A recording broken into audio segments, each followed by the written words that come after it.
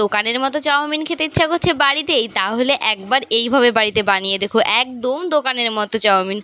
তো চলো রান্নাটা শুরু করা যাক। প্রথমে দেখো আমি জল বসিয়ে নিয়েছি, আর জলটা গরম হতে এখানে আমি দিয়েছি তেল আর নুন, যার ফলে চাউমিনটা যখন নামানো হবে ঠান্ডা করার পরে চাউমিনটা একে অপরের গায়ে লেগে যায় না। তোমরা যদি ভেবে থাকো যে জলে তেলটা না দিয়ে চাউমিনটা বয়েল করার পরে থালায় ব্রাশ করে নেবে তেল, সেটাও হবে। আমার কাছে এটা অনেকটা সুবিধার মনে হয়, তাই আমি এইভাবে বয়েল করার সময় তেলটা দিয়ে দিই। তোমাদের যেমনটা ভালো মনে হবে তোমরা সেইভাবে করবে। এখন এইভাবে চাউমিনটাকে নেড়েচেড়ে বয়েল করে নেবো, আর চাউমিনটা আমি এখানে 70% মতো বয়েল করে নেব।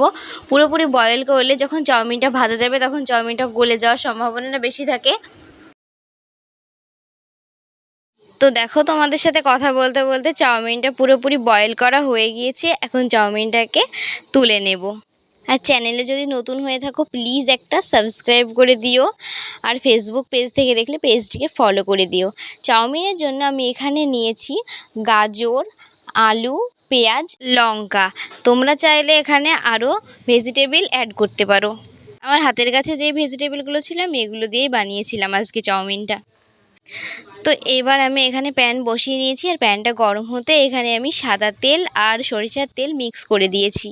তোমরা চাইলে শুধু সরিষার তেলটাও ব্যবহার করতে পারো, আবার সাদা তেলটাও ব্যবহার করতে পারো। তো এখন আমি এখানে গাজরগুলো দিয়ে দিয়েছি, এরপরে দিয়ে দিয়েছি আলু, আর এখন নুনটা দিয়ে দিলাম, যার ফলে সেদ্ধটা খুব ভালোভাবে তাড়াতাড়ি হয়ে যায়। এখন এইভাবে নাড়াচাড়া করে আলুগুলোকে আর গাজরগুলোকে ভেজে নেব। আর এই সময় ঢাকা দিতে পারো, আমি এখানে ঢাকা দিয়েছিলাম না, আমি জাস্ট এমনি এইভাবে নাড়াচাড়া করে ভেজে নিয়েছিলাম।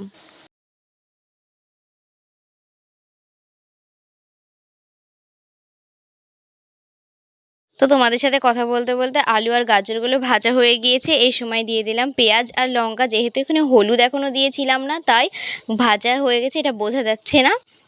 তো এখন পেঁয়াজগুলো লঙ্কাগুলো আলু আর গাজরের সাথে ভালোভাবে মিশিয়ে নেব। এখন দেখো প্রপারলি ভেজিটেবলগুলো ভাজা হয়ে গিয়েছে, এখন চাউমিনগুলোকে দিয়ে দেব। আর চাউমিনটা আমি পুরোপুরি সবগুলো দেবো না, প্রথমে অর্ধেক দিয়ে চাউমিনটাকে ভালোভাবে মিক্স করে নেওয়ার পরে বাকি অর্ধেক চাউমিনগুলো তারপরে দিয়ে ভালো করে আবার মিক্স করে নেব।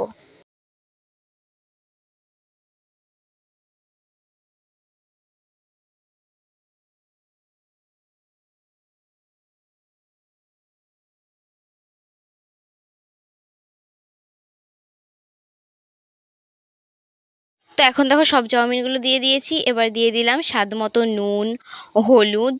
এখন চাউমিনগুলোকে ভালো করে মিশিয়ে নেব। আর এইভাবে চাউমিনটা কিন্তু সত্যিই খুব সুন্দর হয়েছিল, খুব যে বেশি আমি ভেজিটেবল এখানে দিয়েছি তাও দিইনি, অথচ খুবই সুন্দর হয়েছিল খেতে। তোমরা কিন্তু অবশ্যই একবার এইভাবে বাড়িতে বানিয়ে দেখো, আর বানানোর পরে আমাকে কমেন্টসে জানিও তোমাদের কেমন লাগলো খেতে। আর এরপরে তোমরা কি রেসিপি দেখতে চাও আমাকে কমেন্টসে জানিও, আমি অবশ্যই চেষ্টা করব রেসিপিটি করার।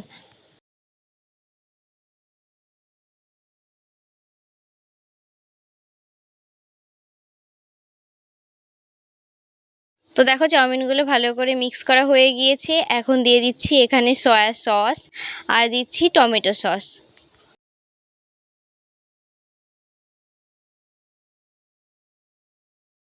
এখন আবারও ভালোভাবে মিক্স করে নেব, আর এইভাবে নাড়াচাড়া করতে করতে চাউমিনটাকেও ভেজে নেব।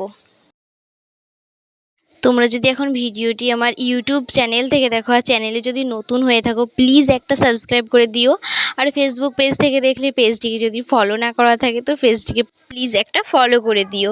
তো ভিডিওটি যদি ভালো লাগে অবশ্যই একটা লাইক, কমেন্ট, শেয়ার করো।